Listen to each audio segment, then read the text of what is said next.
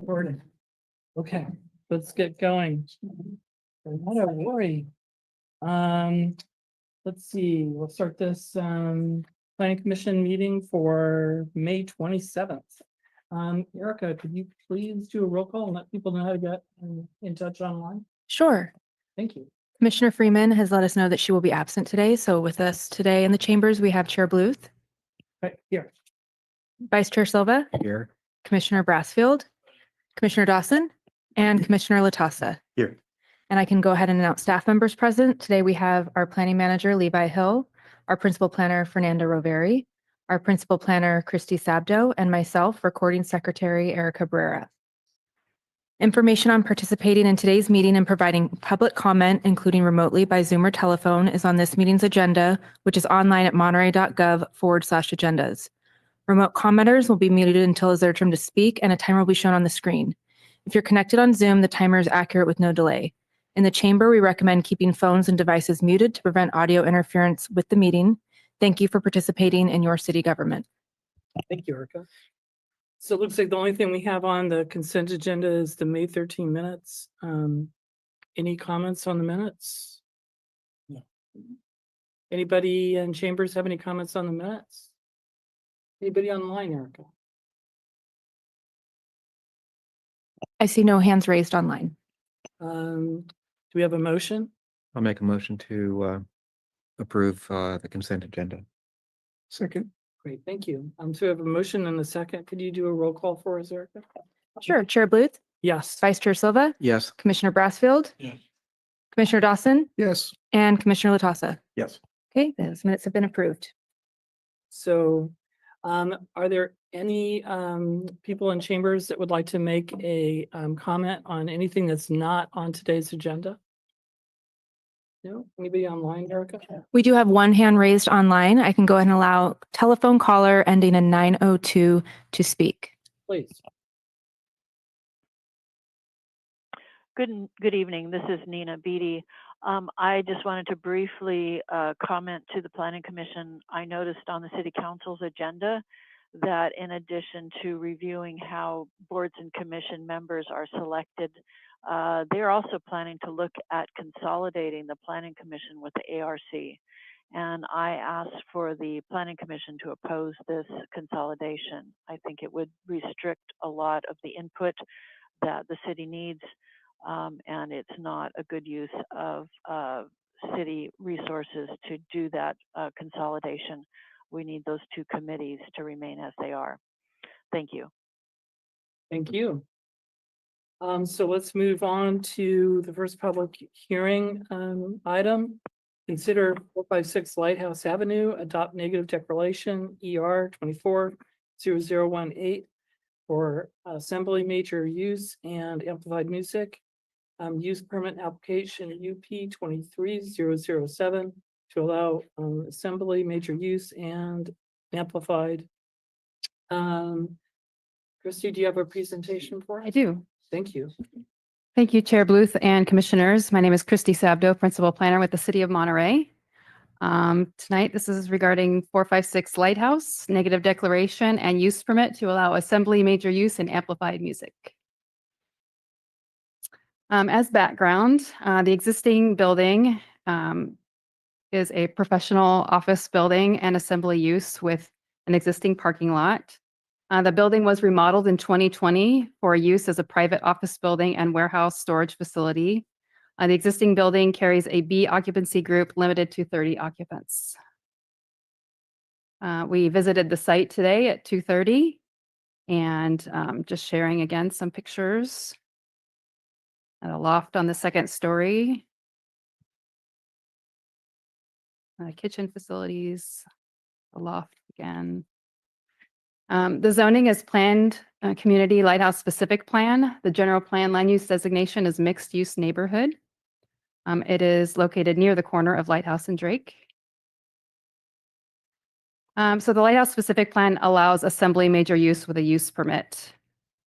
There's large group assembly, which is an establishment offering entertainment, social exchange, religious services, educational training, or other instructional services to groups of 50 or more persons in a single room.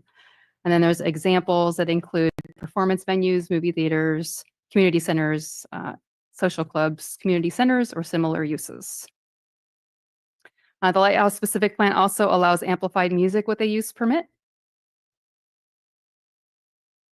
Applicant Sam Pitnick applied for a use permit to allow assembly major use, large group assembly, and amplified music to host private car-related events. So the professional offices, the number of the square footage will remain the same. Warehouse storage is being reduced to allow for the assembly major use. And then in addition, there would be amplified music and potential ABC license for private events, but vendors would hold their own, and I will talk about that a little bit more.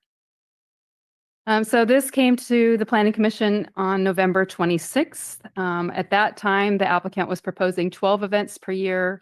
3 to 5 events of the 12 would include 314 people max. And then all other events would have a 175 person max. And today I'm sharing the applicant's revised operation plan, and it has been reduced to 6 events per year, 3 events with 250 people max. Still, the other events would be 175 people maximum. In total, the annual reduction of 1,520 people versus the originally proposed number of events. Note that there are 20 parking spaces on site. 10 additional cars can be parked on site if utilizing a valet. So 30 total with a valet. By changing the proposed use, the occupancy group would change from Assembly A, would change to Assembly A, increasing the allowable occupancy of the building from 30 individuals to 314 individuals. On-site daily, that's the potential, even though they're only asking for 250 maximum. On-site daily for the professional office use is 25 to 55 people daily. And I have in orange kind of the change that they're proposing, just so that you could see what they were proposing versus what they are. So proposed private car related events by invitation only went from 12 to 6 events per year, of which only 3 events per year may reach a full capacity of 250 people. And then other private events would continue to be limited to 175 people. The proposed project would involve hosting up to 6 private auto-related events per year by invitation hosted by the property owner. Events would include product demonstrations and viewings, educational classes and lectures. All events would be held indoors with the exception that on occasion, certain aspects of the event would be held outdoors, such as, placing cars outdoors, maybe some of their vendors outdoors. Event hours would be 8 to 6 p.m. and 5 p.m. to 10 p.m. 2 time ranges, typically 3 to 4 hours in length. Private event staff would be between 5 and 20 people, would include support staff consisting of vendors, caterers, and security. Outside vendors would provide all staff for events. Events may include live entertainment and amplified music, such as MC, lectures, musicians, or live DJ performances. Food and beverages, including alcohol, would be provided by vendors. So a private on-site catering would require a Type 58 catering license by ABC unless the private event meets the following criteria. The private event that includes a guest list and invitation. No money is charged for the event, and the event occurs in a place that is not used for alcohol sales, service, or consumption. But it's the expectation that the vendors will have their own catering license. The parking lot would be restriped to accommodate 20 vehicles. During events, the parking lot would primarily be reserved for those that require accessible parking or for vendors, staff, and security. They will be installing a new trash enclosure constructed of composite wood panels and metal posts with a metal roof and aluminum rain gutter. Trash enclosure would contain 4 96-gallon recycling bins and 2 dumpsters. The Monterey Peninsula Water Management District has confirmed water is available for the project. They would issue a waiver that states the primary use of the permitted building is a Group 1 use and any use for assembly purposes must be subordinate to that use, or a new water permit would be required. So if this project were to be approved by the Planning Commission, we'd need to add a condition of approval that this is a subordinate use. Here I'm showing the proposed site plan. There's a 2-story commercial building and parking lot. They submitted a proposed floor plan of if the site was office, like mostly office, and then for their floor or events, they submitted a floor plan of what that could look like. Environmental review was also done for this project. An initial study was prepared and found that the project would not result in any potentially significant environmental impacts. There are no mitigation measures proposed because there are no impacts. A notice of intent to adopt a negative declaration was posted according to the California Environmental Quality Act requirements. The initial study negative declaration was circulated for public review for the required 30-day public review period from September 27th to October 28th, 2024. We didn't receive any comment letters during the public review period. And I'm going to go through the use permit findings. Finding 1 is that the proposed use is in accord with the objectives of this chapter and purposes of the zone. This finding is met. The project is located in the Planned Community Lighthouse Specific Plan. The specific plan requires a use permit for both assembly major uses and amplified music for properties along Lighthouse Avenue. The proposed assembly major use would allow a maximum of 6 auto-oriented events per year, of which only 3 private events would reach full capacity of approximately 250 people. This includes any support staff such as vendors, caterers, and security. The number of staff and vendor employees for private events would vary from 5 to 20 depending on the event need and guest count. The vision of the Lighthouse Specific Plan is to create a livable community and revitalized destination point on Lighthouse Avenue and Foam Street for residents and visitors. The project is consistent with the land use and development objectives 011 of the Lighthouse Specific Plan, which states the plan will allow projects that include neighborhood serving and or visitor serving commercial uses or buildings. Visitor serving uses are not defined in the specific plan. However, the proposed project would be considered a visitor serving commercial use, inviting visitors on an invitation-only basis to attend a car-related event. Continuing with finding 1 here, events may also include live entertainment and amplified music and offer food and beverages, including alcohol. Amplified music requires a use permit under the Lighthouse Specific Plan. The Monterey City Code identifies performance standards to address noise associated with public nuisances. Here are the City of Monterey noise level performance standards. And might have I do have it on a slide. So a noise assessment was prepared in August of 2024, and the assessment evaluated noise levels in comparison to the city's noise level performance standards. So the noise levels associated with the proposed project would be considered non-compliant with the standards if the daytime noise levels would exceed 60 decibels at the residential land uses or 65 decibels at nearby commercial uses. And the analysis was, it was done conservatively in that it took noise measurements 10 feet from the door of the existing building, which is closer to the door than it would typically be. And the noise level ranges did not exceed 60 decibels at residential land uses and nearby, or any, and it didn't exceed 65 for the commercial land uses. Therefore, the proposed project would be consistent with those noise standards. And this is from the noise study showing the receivers, the noise measurements taken at the adjacent land uses. And it shows whether the noise standard was exceeded. And in all cases, it was not exceeded. So no parking is required for the proposed use according to the Lighthouse Specific Plan. No additional parking is required when the use of an existing building changes or is intensified. So as a reminder, that was kind of a long analysis, but finding 1 is met.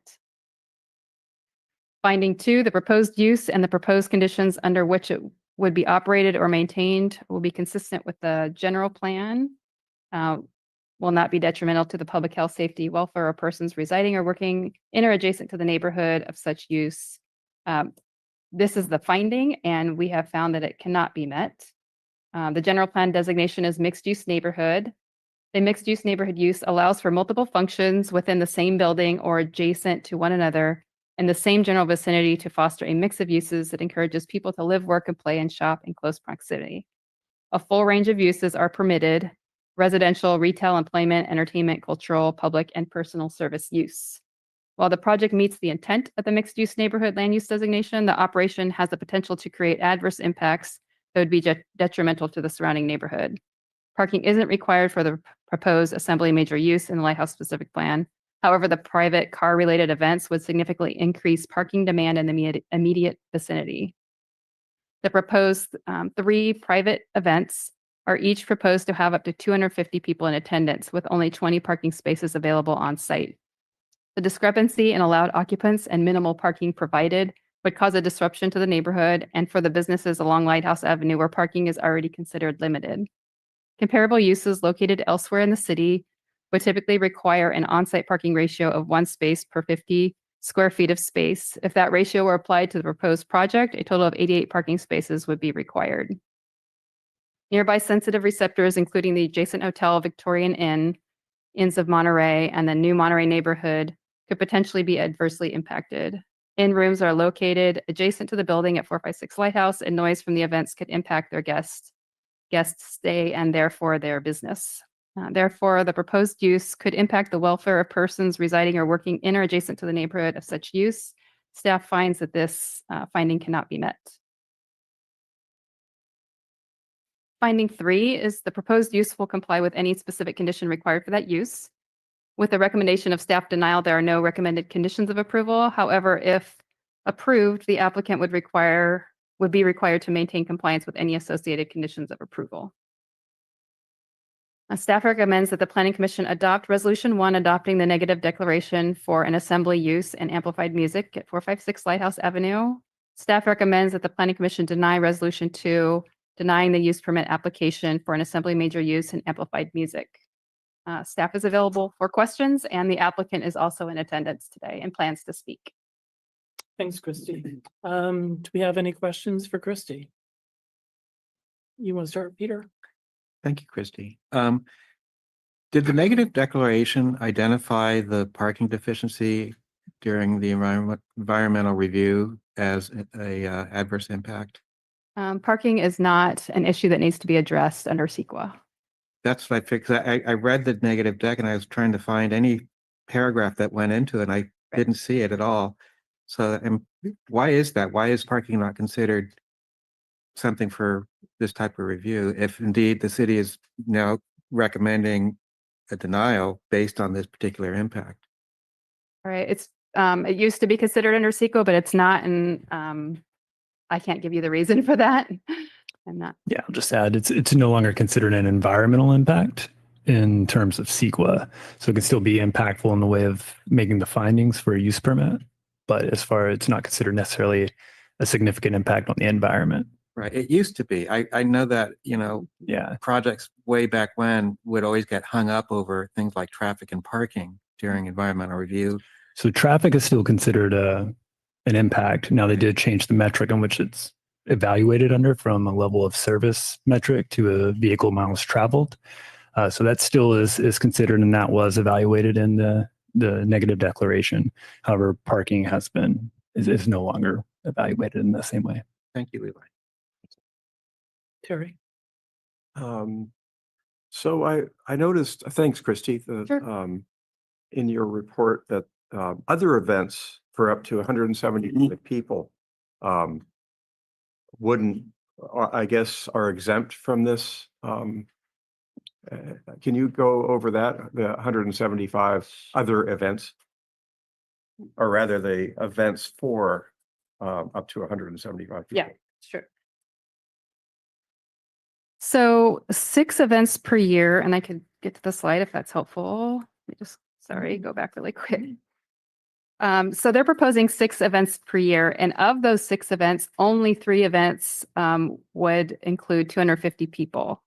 That would be the maximum. So only 3 events could have 250 people. The other 3 events Oh, okay. would be 175 Got it. max. Thanks. And then I'm curious about the initial study requirement for the sound issue. Is that normally, like, I guess the staff would decide that the applicant has to provide a sound analysis, but going the next step to an initial study, how come an initial study was required? Yeah, it's not just for the sound, it's also for the events that would occur and the amount of people coming and going from the events. Okay. So final question is if let's say the planning commission decided rather than deny the application to continue it, Mhm. in staff's opinion, is there some way to make that second finding with a creative sort of resourcing of parking? Yeah, you could say how the project wouldn't have an impact on noise, wouldn't have any noise impacts, and also how the parking would be addressed. Right. But I mean, is that like, there are all these parking garages in the city? And somebody mentioned at one point, NPC or, some of the big golf events Mhm. have these sort of extraordinary parking procedures that they offer as part of their event thing, mainly for the county. I don't know if the city. So you get my question. Is there some way that second finding could be met if there was the parking was provided through this sort of, I don't know, busing or that sort of thing? Yeah, sure. The planning commission could craft an alternative finding showing that how it's met. Yeah. Well, what I'm thinking is, we haven't heard from the full commission, but if rather than deny an application, I always prefer to continue it Mhm. just as because it's expensive and time consuming for an applicant to redo it again. If there's some way to get the planning or if the commission agrees that this second finding is a deal killer, maybe there's some continuance that would allow the applicant to make that second finding work. Yeah, and I'll just chime in here. That's an excellent question. And if you recall from the last time we considered this project, city staff is taking a rather conservative approach to this. And obviously, as Christy mentioned, the planning commission can choose to disagree with staff's, approach on that second finding and could, and we haven't heard from the applicant this evening, so they may have some ideas as far as how they can address that potential parking impact that maybe would, provide some alternative for the commission. But yes, in short answer, the planning commission can certainly disagree with staff's recommendation and make that finding and find that it will not have a detrimental impact on the surrounding neighbors. But out of deference for the neighborhood around there, staff does take a conservative approach. We look at that parking requirement, and then we ask ourselves if we think that's going to be a significant impact on the area. As Christy mentioned, there's kind of two pieces to that. There's the noise piece and there's the parking piece. And I think to answer your question, I think there's certainly a way there without denying the project. And just to follow up, Levi, that wouldn't change, and if that were to occur, that wouldn't change any of the scoping of the negative deck. It would not. So the negative declaration evaluated the proposed project adequately, and that has so the staff's recommendation and approach to that second finding is not related to any potential significant impacts on the environment that were evaluated or discovered during the negative declaration. Mike, any questions? He took all my questions. Oh. What about you, Mike? I can dig up a couple. Okay. Could we go back to, I think it's slide 2 or 3, when it talked about amplified music? Sure.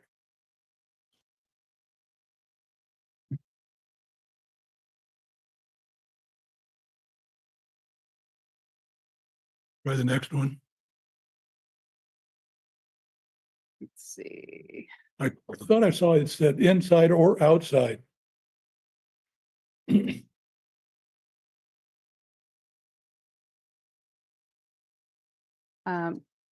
terms of the music would be inside, but, But I thought I saw it on a slide. It's, oh, Oh. I know what you're talking about. Let's see. Right here, all events would be held indoors. However, on occasion, certain aspects of the event must be held outdoors in the existing parking lot. But that didn't include the amplified music. so the permit would clarify, but no outside application. If it were to be approved tonight, I would recommend a condition of approval that stated that. Okay. First of all, I want to compliment this project of great PR. I mean, we got a lot of letters that came in, and I do appreciate letters in support and opposition, but in this case, they were in support. I tend to agree with Terry's idea. We're talking 20 to 30 cars on the lot, recommended somewhere around 88 parking places for an event, 300 odd people. That's really a major impact, not just on Lighthouse, but anywhere in that neighborhood. And I recall the discussions made on that neighborhood association specific plan that the intent was try to get people to walk around, but they were more than willing to support the idea of visitors accommodations. But in this particular case, and I really love the idea that the two walls in that parking lot are big, which will reduce that amplified music on any other sounds that go out. But I am concerned, like some other people here, with the parking issue on impact on the neighborhood. I would tend to go along with Terry's suggestion. Sorry, just want to chime in. We still have to hear from the applicant and applicant presentation. So right now we're at the point of questions for staff. So just want to Thank you. put that out. Yeah, I think it's perfect timing for the applicant if you're ready. Thank you. Never more ready. Yeah, good afternoon, everyone. My name's Sam Pitnick. I'm the applicant for 456 Lighthouse. I'm also joined by Steve Kittrell, whose business occupies the building and who you met earlier and toward his office. So last November, we were here before you with our original application, as Christy mentioned, proposing 12 events throughout the year. At that first hearing, staff was not able to support this application, and that second finding is same as today, citing concerns over the noise and lack of parking. Some of you last time, I believe, were quick to kind of question the staff and why that finding couldn't be met, since the environmental report demonstrated that noise would be below the city's requirements and that the change in the use to the assembly occupancy group does not require us to provide parking. We were a bit surprised by staff's decision, and we do think that there is plenty of evidence to support that second finding. As that meeting went on, it became clear that other concerns were around the size of the events, the number of events, and potential impacts to parking and compatibility. So since November, we've been working with staff. We were continued at that last hearing to try to come up with a revised plan. We are now proposing 6 events instead of 12, so we cut that in half. As Christy went over those numbers, where 3 of those events would be 250 people, the other 3 would be 175. That's a reduction from the previously proposed capacity of 314. So in total, that is a reduction of 1,520 people annually. So we've worked with staff since November, and our understanding was if we can get these numbers down, okay, great, we'll make that finding, we'll have staff support. So unfortunately, we still don't have that this evening. And I don't know if a continuation would change that, but I would love to discuss parking options today that we kind of started talking about during the site visit. But going back to just the sheer number of people, I think, reducing it by 1,500 people will have a major reduction, of course, in the total number of people and number of vehicles and trips to these events. Again, parking is still not a requirement, but we are trying to do what we can here to mitigate the impacts on the surrounding streets and neighborhoods. I do think it's important to note that not everyone attending these events needs a car, right? We project that the majority of attendees will be from out of town. Many will be staying in nearby hotels in walking distance. There's quite a few along Cannery Row. and on Foam Street. Others will rely on ride shares and taxis. We have also provided a graphic that I believe you got a copy of. It'll be made available online and to all attendees of the events that show where the nearest parking garages are and provides info on utilizing alternate methods of transportation. So again, we can direct people away from neighborhoods and away from the streets where they fill up the most and to all the parking garages in the area. So when you hear us proposing an event with up to 250 people, that does not equal 250 cars. We estimate the actual number of cars per event would be 70. That's based on our consultation with National Parking Valet, a company that helps to park cars at events all throughout the peninsula here. It's also based on the number the city issues and uses. And I know Christy showed that number, 1 car for every 50 square feet. Her number was 88, but I was just reducing from the original 314 occupants to 250. So proportionally, that brings us down to 70. In the revised operation plans we submitted, we provide several drawings showing how we can use the parking lot on site to accommodate 20 cars plus another 10 if we utilize the valet. That helps to alleviate the parking, on-street parking. And most businesses along Lighthouse don't even have parking. So we are lucky, we are fortunate to be able to accommodate up to 30 cars during the event. So in an event that utilizes a valet, that's 30 from 70, that's only 40 cars now that we're asking to park, in nearby garages. At the site visit earlier was suggested that we could use reserve a floor at one of the nearby parking garages. And we're certainly open to that. I think maybe Steve can speak to this as well. I don't know that we necessarily want to be locked in for every single event because we haven't had a chance to host these events. We don't know what every event looks like. There could be a very private kind of VIP event that only has 20 people. And so we can park everyone on site. So I think in those situations, we don't want to have to utilize the parking garage, if that makes sense. But we're absolutely open to that as an option and providing transportation, especially, it came up, okay, do we have shuttle buses from MPC? I don't know if the numbers would ever rise to that need. This isn't the scale of the Car Week and AT&T Pro-Am, of course, but these are all things that we can consider, I think, on an event by event basis. Once we know what the event looks like, what the attendance looks like, do we have the parking lot available or do we not? And again, as a reminder, I think there's still more than enough public parking. There's thousands of on-street parking spaces and thousands of off-street parking spaces, available to public parking garages and public parking lots. So another concern that was raised at the last hearing was whether this proposed event space was appropriate for the surrounding area. Unfortunately, I think I didn't do a great job last time of explaining the purpose of this use permit. We are not intending for this to be a full-time event space. The proposed events are subordinate in use, and I think that's important to note. Again, not a full-time event space. This is a subordinate use to the existing building and to the existing business that occupies that building. Monday through Friday, 40 hours a week. This is a business, Veloce Valuations, and they want to have the ability to host the occasional event. Again, approval tonight does not mean approval of a full-time event space. It means approving this business, which has been here for a number of years to host the occasional event up to 6 times a year. Lastly, we are proposing 10 conditions of approval. I don't know if you showed that slide or not, but maybe we could pull them up. That we work with staff to develop to give the commission a little more confidence in what we're doing, that will adhere to the operation plan, the frequency of events, the occupancy of events, and parking as well. I think one of the most important conditions of the 10 is that approval of this use permit results in a 1-year trial period. So we get to come back here in 1 year to report on how the events have operated. We come back, we would come back expecting to report that these events have been nothing but a success without any impacts to parking and the surrounding community. But you will have the opportunity to decide for yourselves and decide after a year whether or not to let us continue. So we hope today you'll see the efforts we've made to drastically reduce the number of events and attendees and give us the opportunity to prove to you and to the community the benefit that these events can bring. Let's see, before I turn it over to Steve, I want to address a couple comments came up. First about the second finding and whether or not we could work with staff to try to get their support. I mean, I think this afternoon, if we can amend any conditions, add any conditions to give you further confidence in our ability to park at these events, I would be more than happy to discuss that.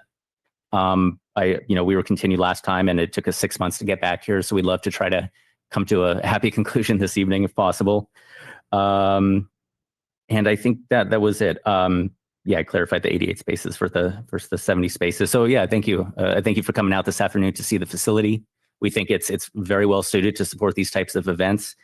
And thank you, for allowing us to continue from last time and let me speak this evening. So I'll turn it over to Steve, who will talk a little bit more about himself, the business, and his commitment to the local community and the benefit that we think these events will provide. Thank you. Sam, I have a Yeah. couple of questions Oh, yeah, for you. absolutely. At the November 26th hearing, I made a couple of comments, not really related to the use or the parking or the noise, but they Mhm. were related to the building. Mhm. And one of the comments pertained to the HVAC that Mhm. would more than likely need to be upgraded. I remember that comment. Yeah. And that I mentioned that if we have rooftop HVAC equipment, there would be Mhm. potentially a need for screening, but yet the plans, even the ones that we have now, don't show any screening. Was that looked into over the last 6 months? That was, yes. After the meeting, I contacted David Knight, who owns Monterey Energy Group. They did the original HVAC design, and he said no additional equipment is required. And I don't know if I forwarded that email to you.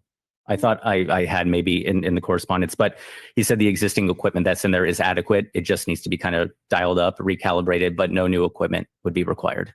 And I can provide that email to city staff. Okay. Yeah. I also had a concern regarding the openness between the second floor Mhm. B occupancy and the first floor A occupancy. Yeah. And my understanding from the building code is that in such cases, a 1 hour fire rated separation Mhm.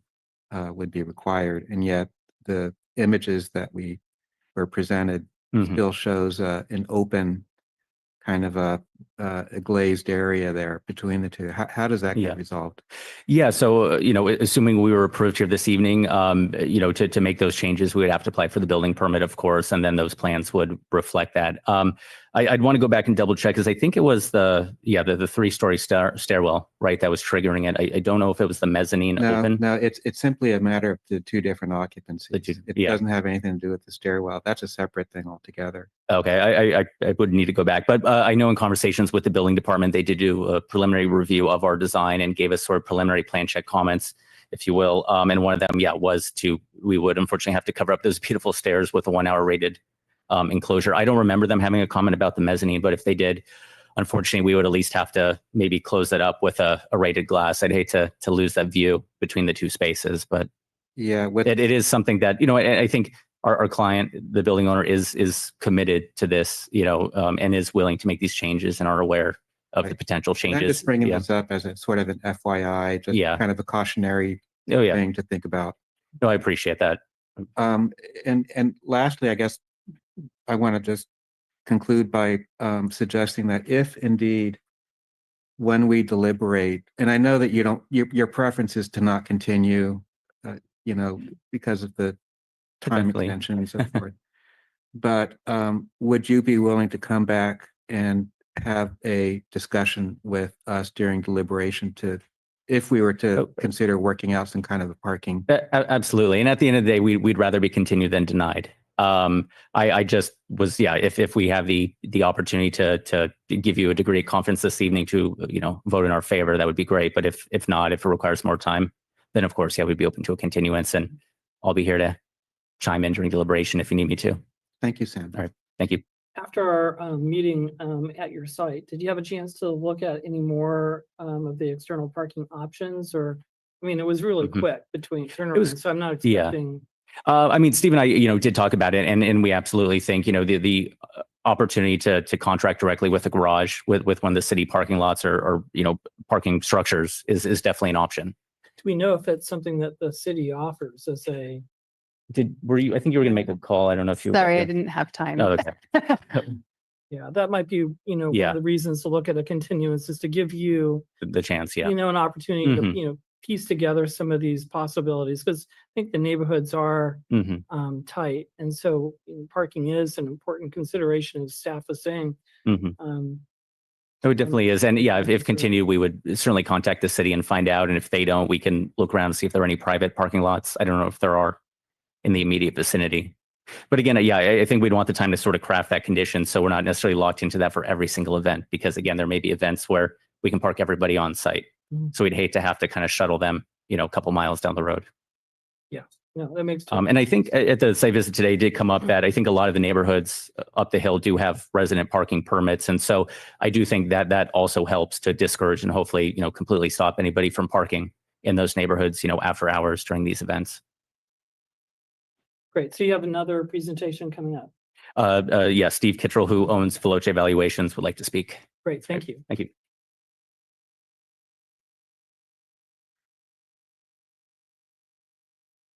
Hi, everybody. Good afternoon. Thanks for hearing us out and looking at our project. First of all, thank you to Samuel as well for kind of highlighting all the need to do things, and he's done a really good job of really kind of pinpointing all of your concerns. So he's the play-by-play guy. I'm here to be more of the color commentary and give you a little bit more insight on myself. I'm Steve Kittrell. Just want to tell you a little bit more about our business and my history here in Monterey. A couple of names you've heard thrown around: Veloce Valuations, Veloce Media. I'm the owner and founder of both these companies. Veloce Valuations, we're an automotive appraisal and consulting firm. I do collection management. I do estate planning and secure storage for clients here in this area. I established that in 2017. Right here in Monterey, as well as Veloce Media, which we're an automotive media agency. We work with local businesses and international companies as well that want to have a presence here, either during Monterey Car Week or year round. I'm an accredited appraiser as well with the Automotive Society of Appraisers. There's only 25 automotive specialty members in the United States, and I'm one of those. So with Veloce Media, we also work with More Imports, a local business here. I'm the sales director there. I've been there since 2018. They're a business that's been around for 40 years, and we produce almost 50,000 images professionally with them a year, hundreds of videos and content. And that's with using freelance photographers, filmmakers, and digital content graphic designers. So we're hand in hand working in the automotive space every single day. So that brings us to 456 Lighthouse. This is my headquarters for both of these businesses. So it's our hub. And 3 years ago, the building owner entrusted me as a property manager and commissioned me to find, best use for the space. So, we started down that road. We started hosting some small events and gatherings, letting people see the space. And obviously that quickly turned into like a natural demand for more dynamic events and different ideas. Once we kind of got to that point where we realized what our occupancy level was and our classification, we approached the planning department and asked for special event permits, highlighted everything that we thought we needed to, and we were just continually denied any opportunity to host even one event at this kind of capacity we're talking about. Once we found out that we needed to change assembly from B to A, we went down that road. So that was a 6 month, 26-week impact study, the CEQA process, and the result seemingly passed environmental, the noise, and the parking from the report, and that it was a viable and safe for public events. So, to go back a little bit of why this makes sense, and we're not just some entity from out of town. I'm 18 years here in Monterey. I've got 2 daughters who are present today. One's graduating from Monterey High. One's going into Monterey High next year. So, I'm deeply involved in the automotive business and the community here. I'm a member of at least a dozen automotive clubs. I lost count, but I'm involved in all those boards and all those meetings. I'm also a member of the ICJAG, which is an International Chief Judges Advisory Group. There's only 30 of us globally, and we help curate what automotive concours look like. So when you judge a car at a show, we're the group that formulates that, from Pebble Beach to La Jolla to Concorso Italiano. So I'm proud to be, not just a small business owner, but at large. I donate my time and my energy to make sure that this goes to the next generation. The events that we're looking to do, it's not events for profit necessarily. They're to bring people together and positive and meaningful ways. And automotive in general in the last decade is definitely overlapped with other brands and other entities in our business and exponentially. So we kind of want to be a part of that wave as well and do smart and curated events. I'm no longer the youngest guy in the room. I was for a very long time, and now I feel like I'm the guy to take the baton from these other groups and car clubs and take it into the next generation. And I do that willingly. I am a member of the new Monterey Business Association. I just got voted on the board this year. Monterey Chamber of Commerce. All these things matter. So it's not just automotive focused, it's community focused. And I'm really here for the long term. So this is, an event with purpose. It's an event space with purpose. It goes beyond cars, it goes into community. And, we've had major interest from outside as well. AT&T, Sea Otter Classic, Jazz Fest, Cali Roots Fest, entities like that, but also, Car Week as well. There's a lot of brands and manufacturers that showed interest, from Porsche to Jaguar to Maserati to McLaren. And we think that we can work with you guys to get to that point to where we can potentially host them on the biggest stage and showcase that and be their cultural hub during that highlighted time of the week and the year. So finally, just to wrap up. So, this has really been 3 years for us since we started down this road. It's been hundreds of hours trying to communicate with our community, trying to communicate with staff here, what our vision is, what our goal is. It's not been rushed. It's not been careless. We've been patient, and it's been intentional work from the beginning. I never wanted to ask for forgiveness. I always wanted to ask for permission. And that's just the way I run my business for the last 20 years. And also with marketing and hospitality involved, I feel like 456 Lighthouse is the opportunity I've been waiting for. And it's kind of a culmination of my career. So to really get to this point has been huge. And, I'm ready. My team is ready. Our staff is ready, and we just want the opportunity. So I thank you for that chance today. Thank you. I have a question. Sure. Thank you. Well done. Thank you. We all know that there's going to be a reduction in the number of events from the original proposal, but what hasn't been presented to us related to this is the frequency of these events. And you mentioned Car Week. Are there going to be more than one event during Car Week? Are we going to be seeing like 2 or 3 events out of the 6 during Car Week? How are these events going to be actually spaced out during the year? That's a great question. I think Car Week is this elusive, block of time. But really from a Wednesday to Saturday is kind of the real show, so to speak. So people really haven't arrived until that point. And usually an event over, a 3-day, 4-day period, it's one night of when a business gets to capture people's attention. So when you say, are we going to use up all of our tokens during 1 week? I would ask for the opportunity to show you what we could do first and present an opportunity. We've been approached a lot about some opportunities that we haven't been able to fully go down the road.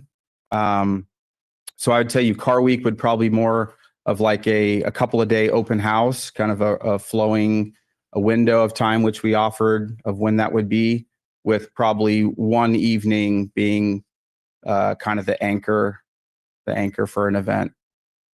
And so do you anticipate let's say Car Week, you have one major event, Mhm. let's say on Thursday night, for instance. And then we have the use permit here is being requesting another 5 events throughout the year. Do you anticipate that these other 5 events would be spaced like every other month or something to that effect? It's a good question too, because the way I view our business is we're not here for 1 month a year. We're here for the other 11 months too. But we have a slow period. The fall through winter, not much is going on.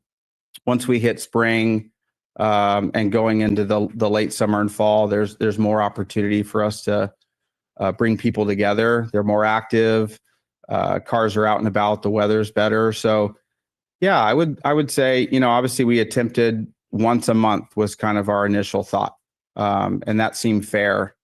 But we also wanted to accommodate and earn trust. So, every other month is probably how it's going to be, but it'll more likely be condensed down to, an 8-month period of when these would take place. I hope that answers it right. Thank you very much. Mhm.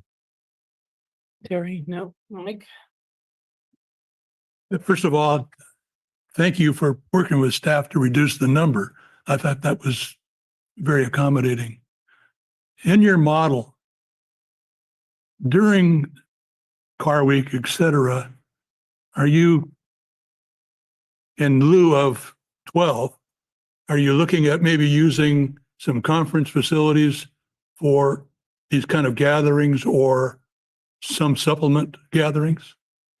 So as I stated, I'm the sales director at More Imports. So we're busy during Car Week. I'm spread too thin as it is.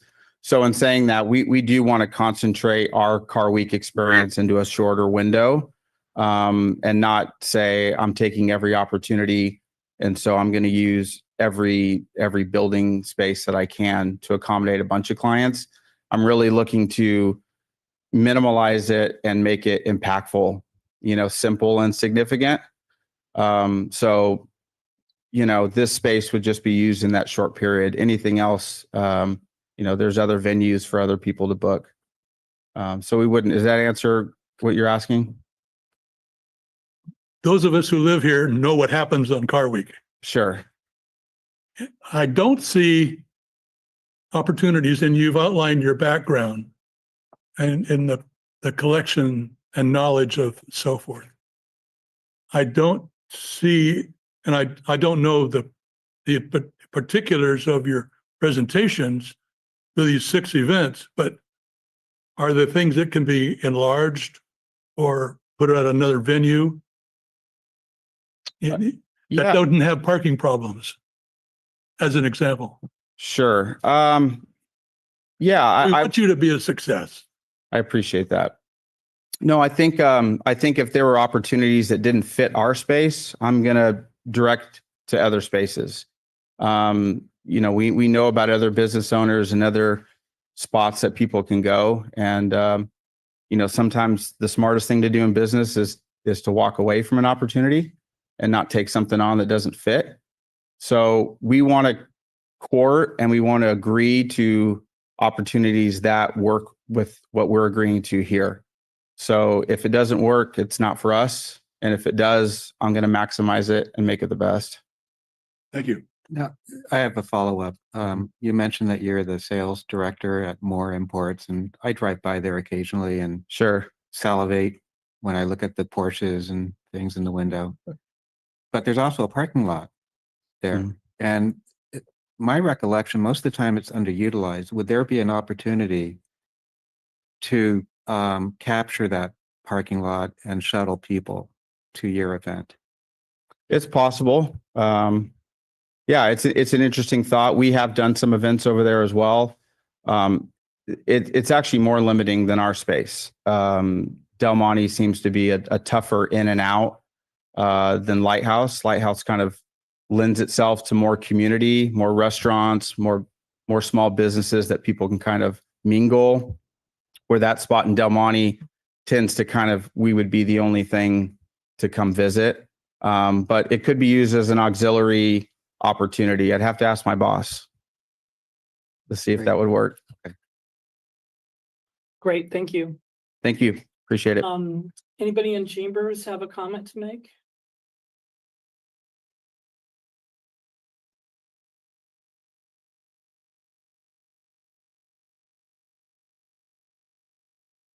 Good afternoon.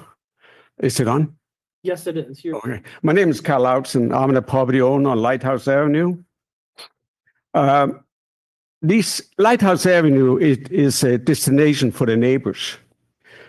There are in the business on Lighthouse Avenue, serving the people all the way from Kennedy Road, all the way up to Forest Hill, from downtown Monterey to PG. That's the only shopping area we have for local residents. So this impact on if you give it approval for this one, it's going to have a tremendous impact.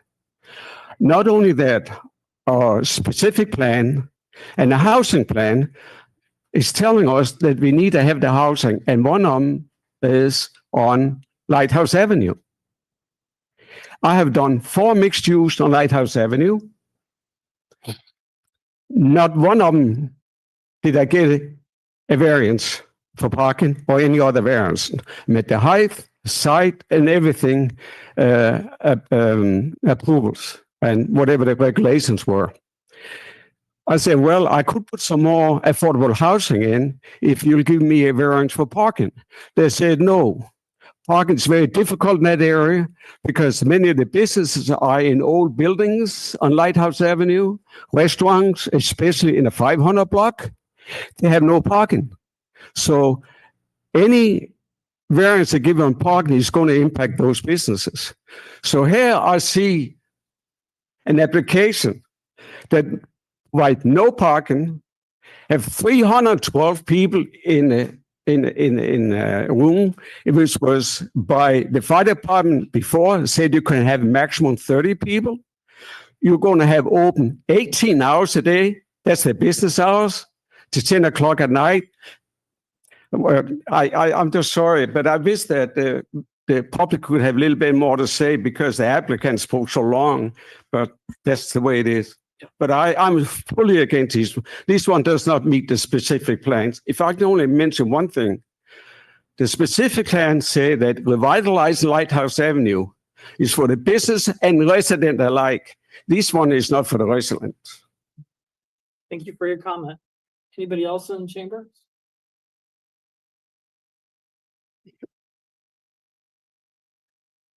Hello, thank you for your time.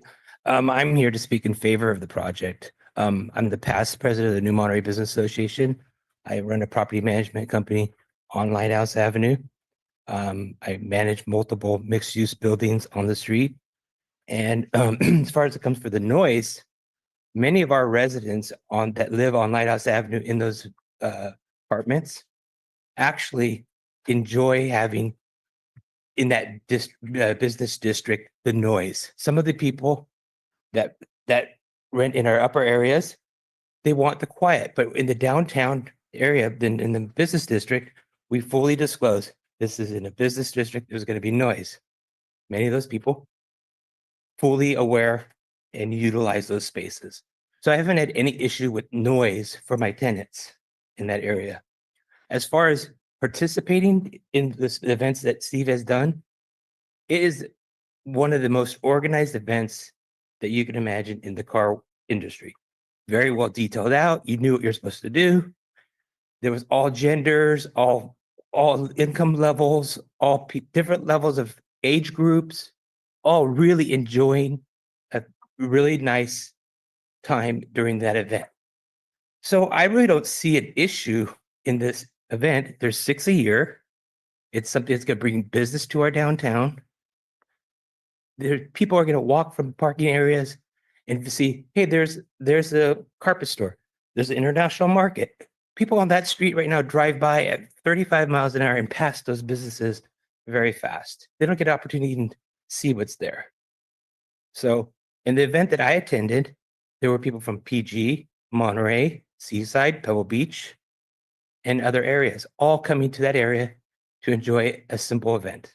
So I'm in favor of it. I think it's a really good business to have on our street. brings activity to our street. And also, by the way, the New Monterey Business Association produces the movies in the park. That's an event outside. People from the downtown come. So I'm in favor. Thank you. Thank you for your comment. Erica, anybody online for us? Once again, information on how to participate remotely by Zoom or telephone is found on monterey.gov/agendas. If you're joining by telephone, dial *9 to raise your hand and *6 to unmute. There are currently 3 attendees. However, I see no hands raised. Okay, thank you. Well, let's pull it back. Who would like to start the discussion? Well, the applicant has done a beautiful job with the property. We had a meeting today at 2:30 at the site, and we toured the site, and the way it's done is just really spectacular. It's such a great interior. It's kind of a surprise when you walk into the building how nicely it's done. And I do believe the noise issue has been mitigated. I don't consider that to be a problem, but I'm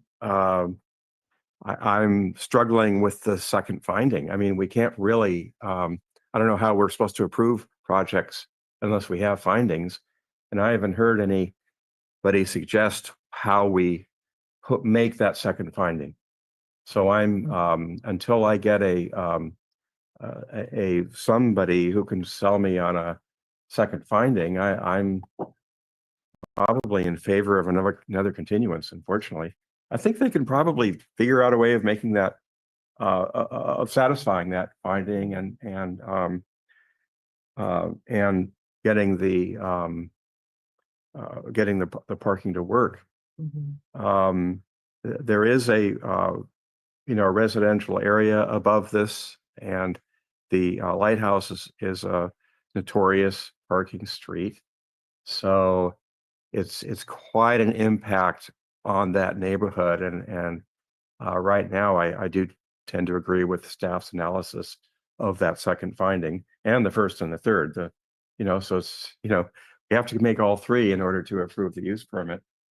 So I'm definitely in favor of the the negative declaration approval, but the use permit I'm still struggling with. Peter? Well, I want to see this happen, but finding number 2 needs to be met, and it's not. And if there's a way that the collective body can work with the applicant and formulate some guidance to address the parking deficiency in a way that we can overcome this particular finding, then I think that we can move forward. And maybe that means having a parking program that would include different levels of robustness, if you will, depending on the type of event. So for instance, maybe a major event, the applicant may be compelled to work with the city to rent a whole floor of one of the parking garages, for example. And maybe for some of the smaller events to figure out a way to shuttle people from another remote location without having to necessarily lease space. But I think these are the kinds of out-of-the-box solutions that may get us to the finish line. And I would be open to discussing all of this with the applicant so that we can see this happen. Just to interject quickly, I think that the idea of a continuance came up, and I think some of the ideas that we've discussed really need to be have details put on them so we can meet that parking issue head on. And I mean, the only thing I can think of is that, as Peter said, that there's a variety of events that you can have at the location. And in some cases, you might be able to take care of all the parking with the number of event being limited to the 30 spaces via valet. But the larger events that we're going to approve, I think they need something more robust. And I don't think if we discussed it here right now, we could really provide the necessary details because we don't know what some of the rules are for parking in the garages or how we would end up having something put together that could fit in for maybe like Peter mentioned, busing people in from another location. So right now, that might be the best approach is to give you a little bit more time. Levi, could we bring this back to the next meeting or if that's what the commission ends up going? Sure. It's definitely an option. I can get that date for you. Just something of note, as we're talking about parking and kind of getting rather specific with how they're going to address the parking demand for the various events they're having. I do hesitate to necessarily, as the applicant, also had some hesitation placing condition of approval requiring them to get a certain number of parking permits from a garage, from a city garage, or anything like that. Rather, that would be it's quite a burden for them to have, and also occupies permits in the garage that are intended for public parking. So I do have staff does have some hesitation to getting that specific with it. It's not, we've seen that in the past with projects, but typically with residential projects or commercial projects that is using that to satisfy their parking requirement for an everyday operational use rather than such a temporary use of the site like this. But we can certainly look at a continuance and kind of flesh those things out. But earlier you had mentioned that you saw a pathway forward. So it's a matter of coming up with, particularly if the negative declaration could be removed, and we could have number 2 is not an issue, then we have a mechanism of approving it with pretty straightforward consensus with what I've heard so far. I mean, we still have to listen to Mike and Mike. So, but I mean, you might be able to provide some guidance in terms of what the applicant might be able to do. Then we can come back and then, hopefully have that issue resolved. Or if there's still an open issue, then, we have an opportunity to discuss it again and maybe find that it is a little bit too onerous, but. Sure. There are other events in Monterey that utilizes shuttle buses. Mhm. We know that. Mhm. And this obviously isn't a major event like the AT&T, but in a way it may end up having to follow that model in a smaller way. But particularly given the neighborhood that it's in. Well, if I may suggest, there's a couple of things here. First of all, we could ask that the applicant put in place a warning to his client that parking is an issue here. And it's not just here, it's around the country and wherever you have events. But we're dealing with not just a business model, we're dealing with a neighborhood model of parking. And so if the applicant could encourage his client, double up and come to the event. We only have so many places. Secondly, I always worry about come back in 12 months and we'll see how you're doing. How many times have these businesses ever been told no at the end of 12 months? I don't know of any. And so I don't think we need to wait for that. I listened to the applicant and I believe he knows what he's doing. But the public also has its rights of pub parking as well. And so coming up with this model of using alternatives, that needs to be in there. It needs to be articulated so that when staff has some goals to work with them on. That's my 2 cents. Mike? I think we've seen 3 or 4 different actions that we could take. I'd really like to get this done, and if we could possibly get it done tonight, it would be even better. The shuttle bus thing could work very well. You don't need a shuttle bus if you're using parking permits at the County Road Garage. That's 2 blocks. That's not a problem. I really like to see the up on the board the considerations that they made. That like one of them being come back in 6 months and take a look at what's going on. And I'd like to see that because we didn't get to see it. The ones that he brought in today to this meeting, we did not see. So I think there might be some even better ideas in the applicant's back pocket. Mhm. Yeah, my worry is that I think that it would be tough to come up with findings that would articulate that Yeah. tonight.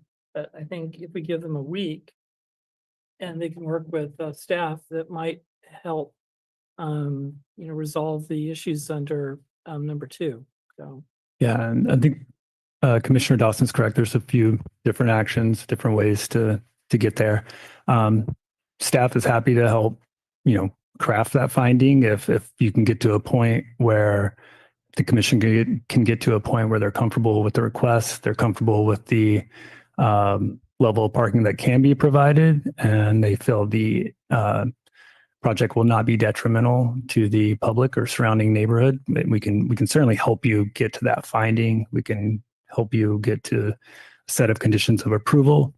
I think where staff is struggling right now, it seems like we hear a consensus on the project and a consensus on what the remaining concerns are. I think what could be helpful is if the commission had any idea of what number of parking they do think should be provided for these events. And then I think that can help us back out to where those parking spaces are going to come from, whether that's one of the city garages, whether that's on site, whether it's a shuttle from a different location secured by the applicant. But right now, I think with it's being, I think Christy noted earlier what a comparable use parking requirement would be for this type of space is closer to the 80 spaces versus are we talking about, a parking space for each attendee to the event? That's significant difference. So I think that's where maybe a starting point would be for that discussion. Right, but Levi, the other issue related to this is that the events are going to have different levels of demand. So the one size fits all solution may not necessarily be the best course of action. That we need to leave it somewhat flexible to allow for the ebb and flow of the parking demand. Yeah, so maybe if there's, a level of comfort or thresholds that the commission can craft, there's always an option of applying a condition of approval to require a parking plan be submitted to the planning division prior to any event, demonstrating how a certain amount of parking is going to be retained for an event leading up to an event. There's a percentage of attendees that maybe the commission is comfortable with. Because I agree, flexibility could be beneficial to the applicant in this instance. But then we've heard him make that they've already been considering some of these things. We need the articulation. It's going to be more than one parking plan because it's going to be basically attendance based. But give him a little bit of time to come up with those suggestions. He may have 3 or 4 different parking plans depending on the number of people attending. But we got to give him that option. yeah, because I would see it being tier-based, where you have the basic number of spaces that are available now. You have the ability to have the valet parking, which gives you a certain amount of spaces more. And then anything exceeding that would then need a parking plan that could come into planning, given the size of the event, whether it's 175 or 220, where they have a mechanism through options that we've already come up with that you can articulate in whatever document you want to then end up providing, that they can meet the parking requirements for that particular event for that day. So I think that's something that hopefully they could work with you on. Is that kind of in line with what you were thinking? it's Peter? exactly, and I think that it would be best for us to see that as a recommended condition from staff, Mhm. so that the wordsmithing of it is done deliberately and properly. Us throwing words out right now very quickly to come up with this kind of a condition, I think is going to be Yeah, we don't have not the, counterproductive. I agree. And so let's give the applicant a short continuance, Be June 10th. June 10th. June 10th will be is the that next. good for you too? Yeah, we can do that. Sure. Why not? Yeah, come on up. Yeah, we just want to maybe address some of the things we're chatting as well. We will have to reopen the public Okay. hearing. And then we'll get through the Mhm. process again. Yeah. Is it possible to work with staff after the fact to kind of fine tune the language of a condition? Can we, because we were just chatting, we said, okay, what if we discussed up to 88 spaces, right? Or 88 cars possibly. Could we say 0 to 30 spaces? 0 to 30 cars. We've demonstrated that a valet can park 30 cars on the lot. So any events 0 to 30 cars, we either utilize valet, or does city staff feel that 30 cars potentially parking on the street and nearby garage doesn't pose a significant impact? And then anything 30 to 88 cars, we agree to contract directly with either a private or public garage or lot. And then we either, depending on the distance, either provide transportation between the two, or hopefully it's close enough people. If I may suggest that, Yeah. if you're looking at the 80 number and you're having 300 plus attendees, that 80 number probably won't work the same as for 175 people. Right. Yeah. I mean, 250 people. I think that's what city staff came up with. So that's kind of what we're using. So real quick, we're happy to work with, continue work with city staff. But at the last hearing, I think the same thing was said by staff. They think there's a path forward. And then we worked with staff and they still denied us. Mhm. If city staff knows what that path forward is, we'd love to hear that this evening on the record. And I'm sure it'd be helpful for you. And now you're saying there's another path forward, but they haven't given us that. They haven't told us that. So we made all these concessions last time. They still denied. And I just don't know at what point I think the good thing is we actually get staff's support of this project, because they don't really seem to be giving us what these options are. Right. We have some flexibility too. So, Yeah. I mean, when you come back, I mean, we'll know the process was engaged and we'll hear from both of you. So Yeah.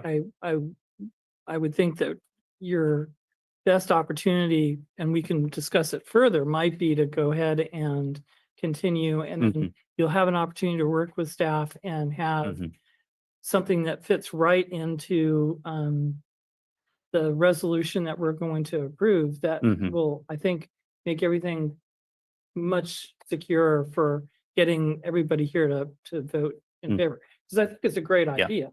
I think what we've seen for the business model is wonderful, but And I was just going to also, I'm sorry to interrupt. I don't know if you had a chance to review the 10 conditions and if there was any feedback on that. Actually, one of the conditions that we've worked with staff on, even though we talked about, conditional approval 1 year, there was a condition there that basically city staff or the city can pull the plug at any time if they feel like we're not following the rules. So hopefully that also gives some, yeah. If Sam, you've seen the it. conditions weren't included in our packet because there was a recommendation of denial. So I didn't, maybe I missed it. But I thought city staff was going to circulate our revised operation plan, which included the They were the conditions. attachment. So this is, Did they see it? D, I think. this, Yeah. this is in the applicant's letter. It's attachment 4 of your Okay. packet. I just want to make sure you're aware that, to give you maybe a little bit more assurance, at least for the next time we're here, that, one of the conditions baked in is that, if you feel like we're not respecting the rules and everything, that you can pull the plug at any time. So Levi, a minute ago, sort of requested that we give them some guidance as far as a number. And I've seen some testimony tonight that 88 is a reasonable target that we could identify. Yeah, I just want to pause real fast. So we did reopen the public hearing, and I'm happy to answer that. Yes. But I do think just for the sake of organization, it may be best to, if the applicant has any more to add, or if we have any more questions for the applicant. Nothing else to add, but Okay. happy to answer any questions. And then we can check if there's anyone else in the public that wants to speak on this, and I'm happy to come back to that kind of question. anybody else in chambers have a comment or issue? Bring up? No? Erica, anybody online? There are no hands raised online. Yeah, let's bring it back. Go ahead. Perfect. Thank you. Excellent question. So I think when looking at parking, so the number of people that's being proposed for these events is as not typically how parking ratios are derived for other uses. So when staff looked for a comparable use, it's not based around building occupancy. Rather, it's typically for commercial uses based around square footage and then a ratio that's applied.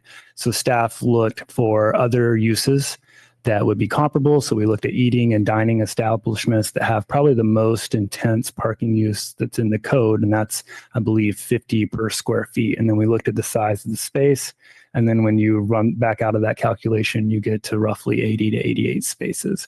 So I think to kind of go back to Commissioner Brasfield's comments earlier about, well, if you have an event of 250 people and you only have 80 spaces, you're still going to be very short. Well, that's kind of how all the uses are calculated for all uses.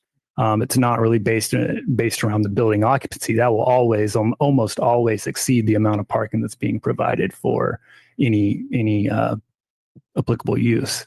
So that's why staff was cautious to not say that if you have 250 people at an event, that the reasonable amount of parking to provide would be 250 spaces. That's not typically how parking is calculated for these types of uses. So to go back to your question, Commissioner Latassa, yes, staff would be looking for what is that number we're trying to reach. I think that'd be beneficial for staff and the applicant as well. To the applicant's point earlier, if we can say out of the gate 0 to 30, we're comfortable with that. We feel like that's been achieved. Then are we looking to make up a 50 space difference, or are we looking to make up a 100 space difference? So I think that's kind of the type of direction that could be really helpful from the commission if we're going to continue this item. So the way I look at this is that we should work with the worst case, which is the maximum biggest event, which what was the number? 250. 250.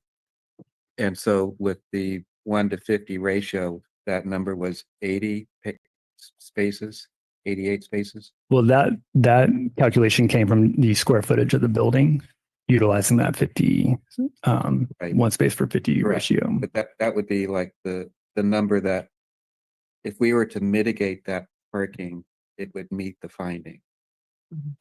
Is that correct?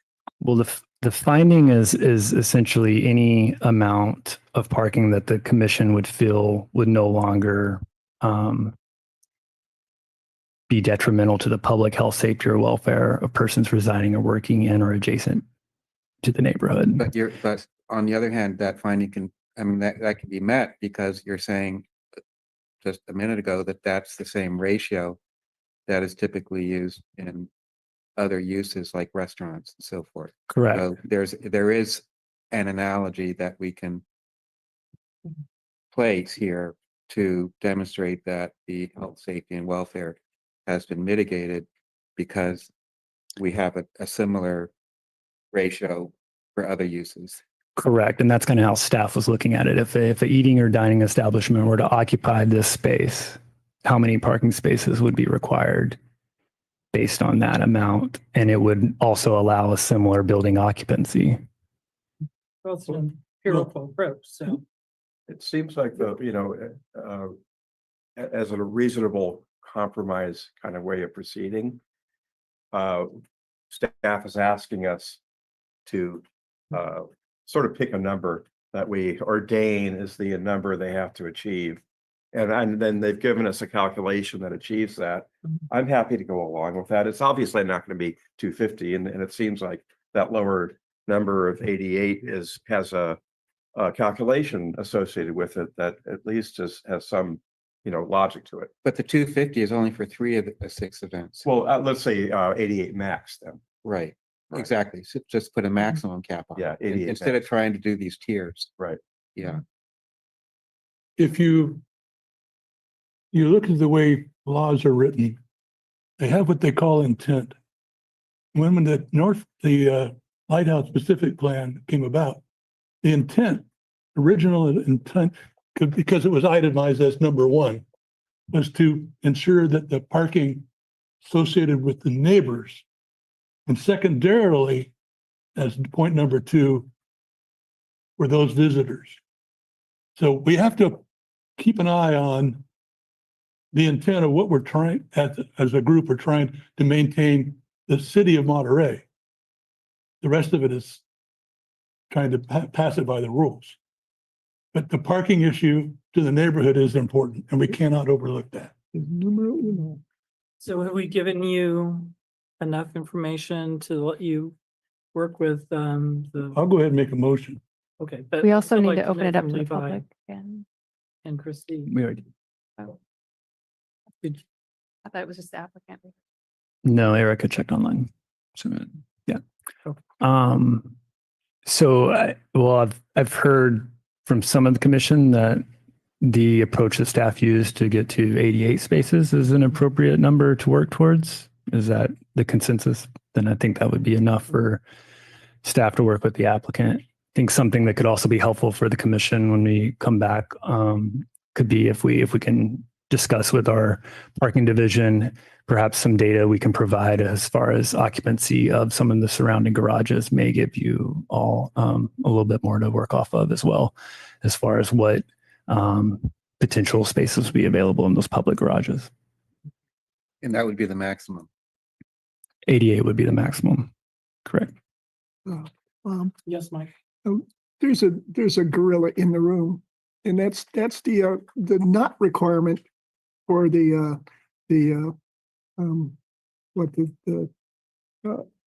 lighthouse corridor to not have parking requirements.